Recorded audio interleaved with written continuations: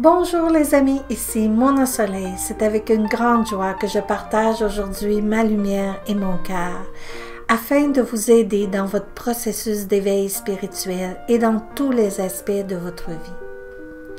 Gardez bien à l'esprit que ce tirage est un tirage général pour le mois d'octobre. Et si vous avez aimé, n'oubliez pas de cliquer le petit pouce en l'air et de vous abonner. Je veux prendre une petite seconde pour vous remercier d'être ici présent et de m'écouter. Et je remercie tous ceux qui reviennent à chaque mois. Car c'est grâce à vous si tout cela est possible, grâce à vos beaux commentaires et à toute la belle énergie que vous m'apportez dans vos commentaires. Ceci, pour moi, me touche au cœur et me fait beaucoup de bien. Donc, nous allons commencer dans quelques minutes. À bientôt.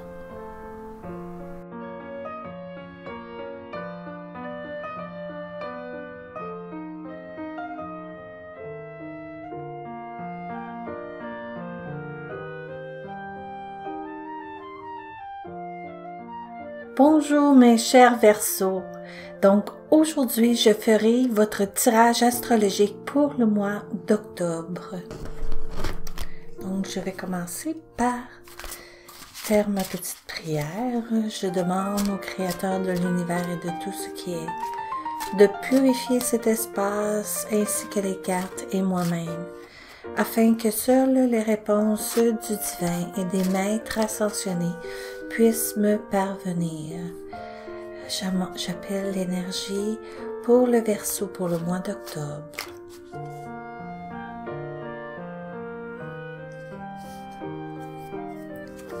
Donc maintenant, je vais sélectionner les cartes.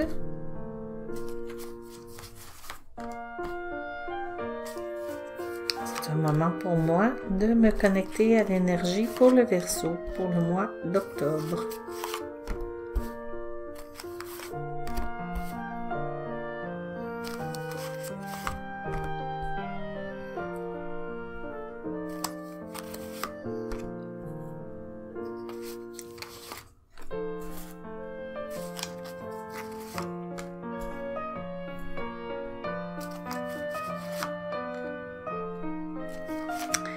Et voilà.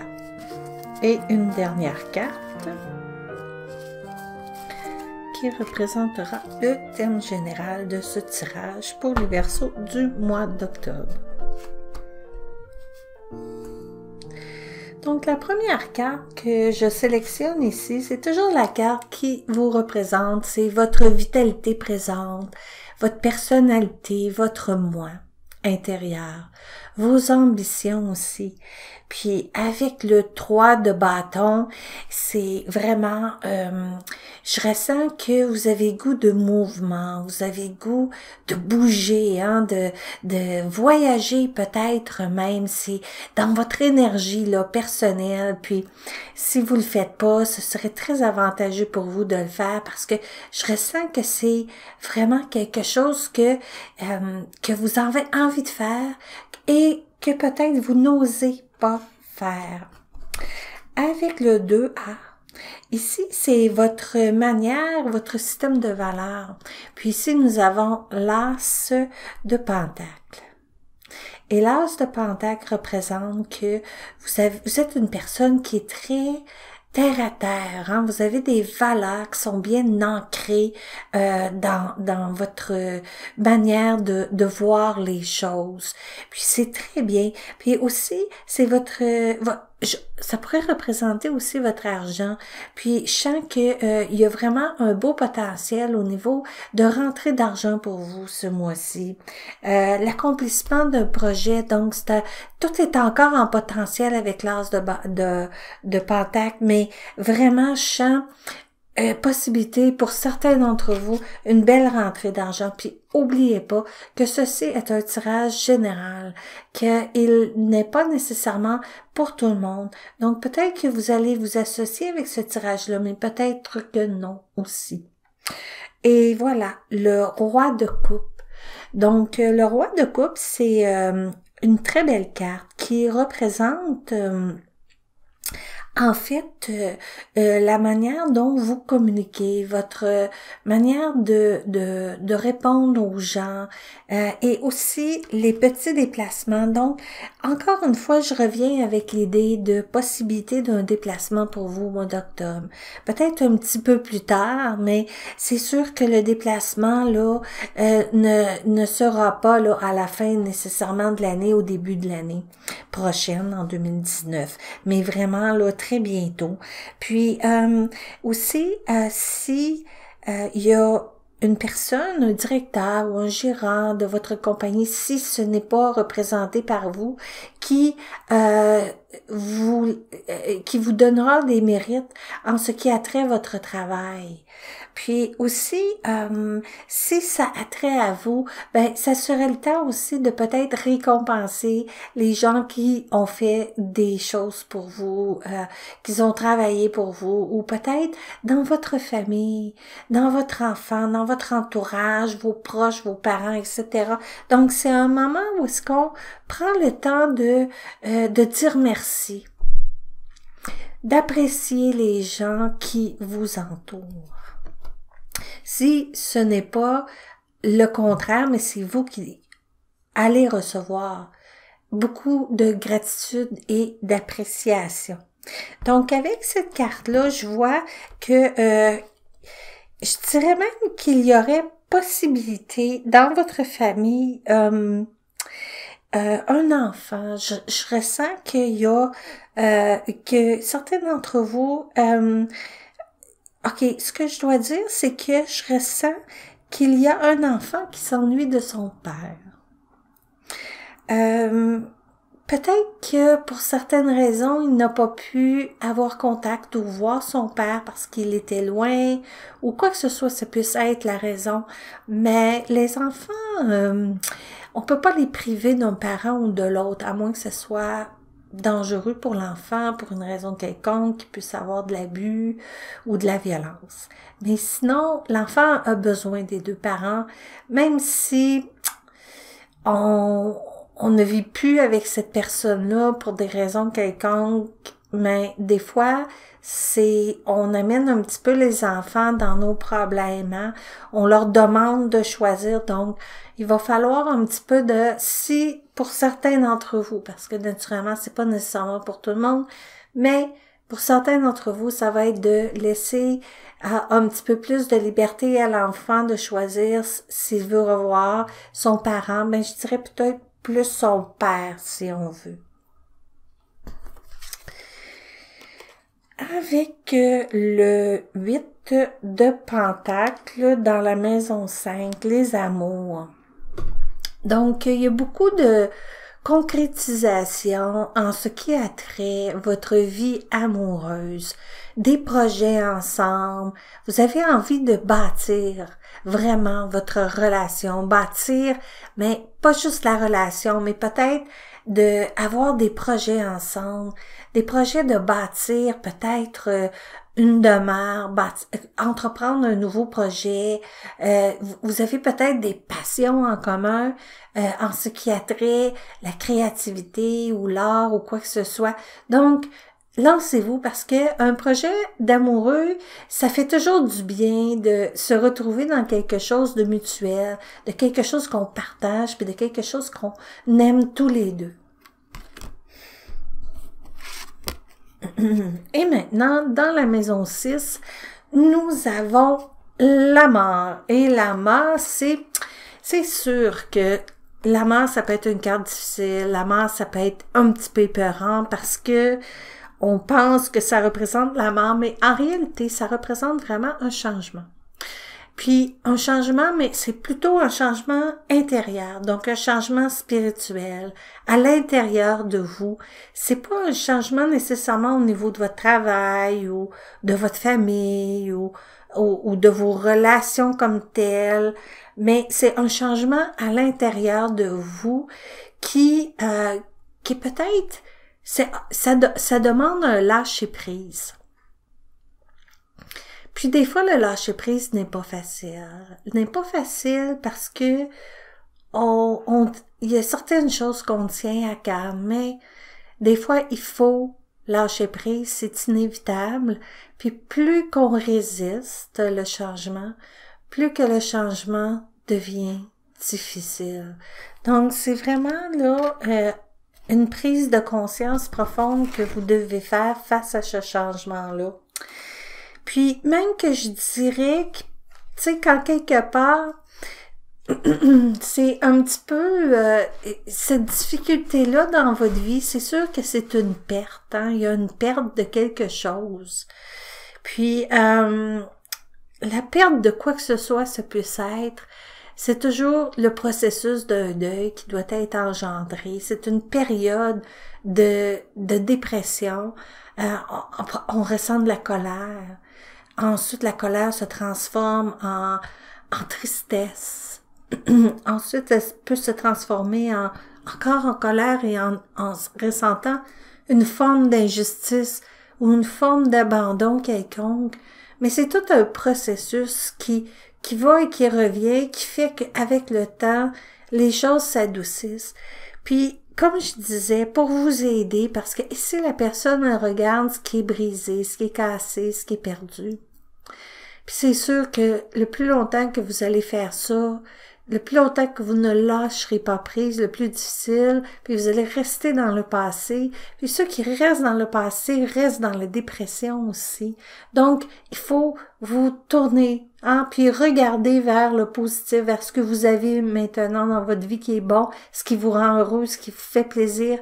Donc, c'est d'alimenter ce côté-là, là, tu sais, d'aller chercher ce qui est bon dans votre vie. C'est ça qui va vous aider à remonter la situation beaucoup plus vite. Parce que sinon, ça va s'agoniser, ça va s'éterniser, ça va continuer. Puis c'est pas ça que vous voulez. Vous voulez que ça change, vous voulez guérir, vous voulez vous libérer de cette peine-là. Donc, il faut faire l'effort. Parce que aussi, avec le 5 de coupe, c'est un passage. Puis un passage, c'est une situation temporaire. Hein? Et voilà. Wow! Vous avez tellement de belles cartes. Le chariot. Oui, c'est sûr que c'est difficile tout ça, puis ça l'amène beaucoup de tristesse, beaucoup de peine, mais écoutez, avec le chariot, vous vous en sortez. Puis si vous écoutez les conseils que je vous ai donnés de retourner votre regard vers ce qui est positif dans votre vie, vers ce que vous avez maintenant présentement, vous allez vraiment sortir de cette impasse-là assez rapidement possible, là, très rapidement. Puis avec le chariot, c'est ici là, le mouvement, le changement, la transformation là, en fait, la noirceur qui devient le soleil. C'est la lumière qui arrive. C'est le bonheur, la paix, le succès. Puis vous allez en ressortir avec une force, en fait. Une grande force intérieure.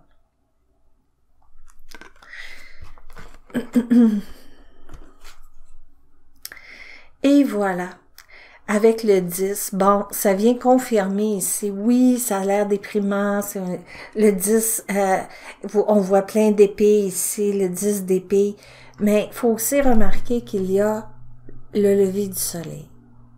Et ça vient confirmer encore une fois que cette situation difficile-là, elle est à sa fin. Vous êtes à la fin de ce cycle-là, c'est terminé. Et maintenant, vous embarquez dans un nouveau cycle. Donc, c'est le soleil qui revient, c'est la lumière, comme que je disais tantôt. Et voilà, donc vous retrouvez ici avec le 6 de bâton. Hein? C'est vraiment un nouveau départ pour vous. Vous faites des choses que vous aimez faire. Oui, c'est ça, tu sais, vous devez vous alimenter de choses plaisantes dans votre vie, de choses que vous aimez faire, de choses qui vous font plaisir, de prendre soin de vous, d'une certaine manière d'être égoïste, parce que vous en avez besoin. C'est vous qui compte là. Hein, il faut commencer par vous guérir, par passer à travers cette situation difficile-là, de prendre soin de vous d'une manière égoïste.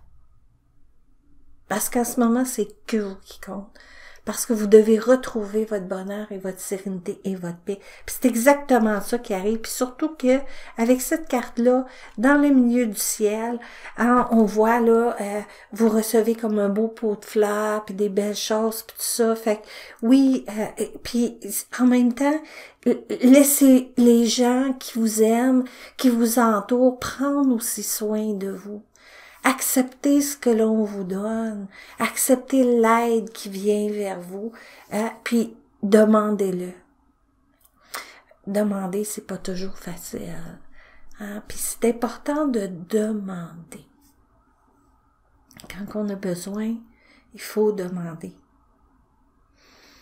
On est habitué peut-être des fois de faire tout seul, puis de pas dépendre de personne, mais des fois, il faut savoir demander. Donc, j'insiste sur ce mot, demandez quand vous avez besoin.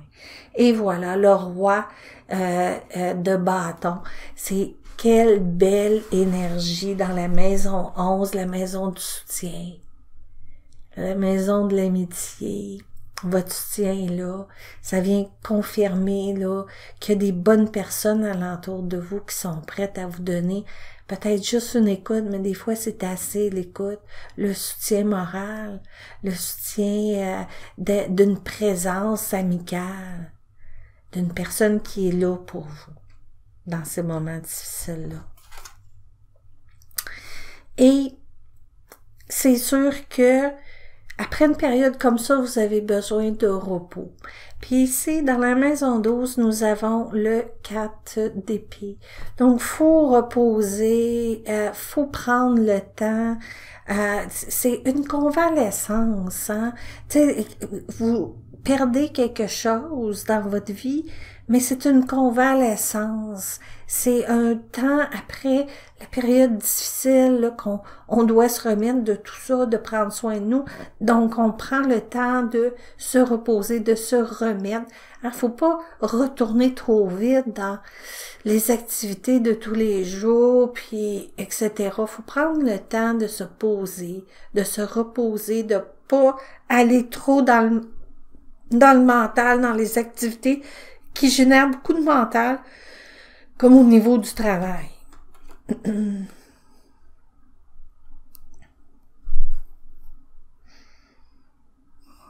Mais comme je disais aussi, il y a possibilité d'un petit voyage, il y a une rentrée de l'argent, il y a quand même de l'aide qui vient vers vous.